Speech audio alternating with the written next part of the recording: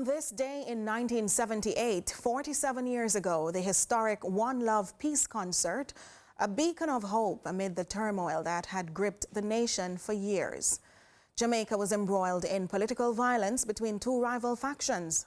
The People's National Party, PNP, was led by Prime Minister Michael Manley, and the Jamaica Labour Party, JLP's leader, was Edward Seaga. People were filled with fear as gang violence escalated, fueled by political loyalties. Here's how it unfolded. International reggae superstar and a symbol of peace and unity, Bob Marley, returned to Jamaica after years in exile following an assassination attempt on his life. His homecoming was marked by anticipation and excitement as he prepared to perform at this monumental concert aimed at healing the nation. The idea for the concert emerged from an unlikely source: two gang leaders from opposing political factions who found themselves incarcerated together. Two powerful figures emerged from the shadows of political violence and gang warfare: Aston Bucky Marshall and Claude Massop. Their lives intertwined in a complex web of rivalry, alliance and survival against a backdrop of chaos that defined an era. Marshall was a prominent enforcer for the PNP, as was Massop for the JLP's interests. The streets were alive with tension as both men navigated their roles in a society fractured by political allegiance.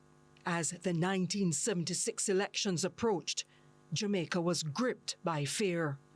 The PNP and JLP were locked in a deadly struggle for power, with gangs acting as muscle for their respective parties.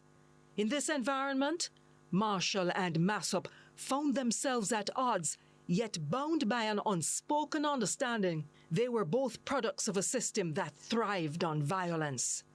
As dusk fell over Kingston's National Stadium, nearly 35,000 people gathered under a sky filled with stars. The atmosphere buzzed with energy as Marley took to the stage shortly after midnight. He performed some of his greatest hits, including Jamming, but it was during this song that he made a pivotal gesture, inviting both Manley and Seaga onto the stage. Marley clasped their hands together in a powerful symbol of unity. "We got to be together," he proclaimed to the crowd, urging them to embrace love over division. The moment was electric as cameras flashed as Marley held their hands aloft, a visual representation of hope amidst despair. For many in attendance, it felt like a turning point where peace could finally take root in Jamaica. However, despite this momentary triumph and the palpable sense of camaraderie among those present, deep-seated political divisions remained unresolved. In subsequent years, violence continued to plague Jamaica as political tensions flared once more during elections. Both Massop and Marshall were killed within 2 years following the concert, victims of the very conflict they sought to quell. Yet Marley's message endured beyond his untimely death from cancer in 1981.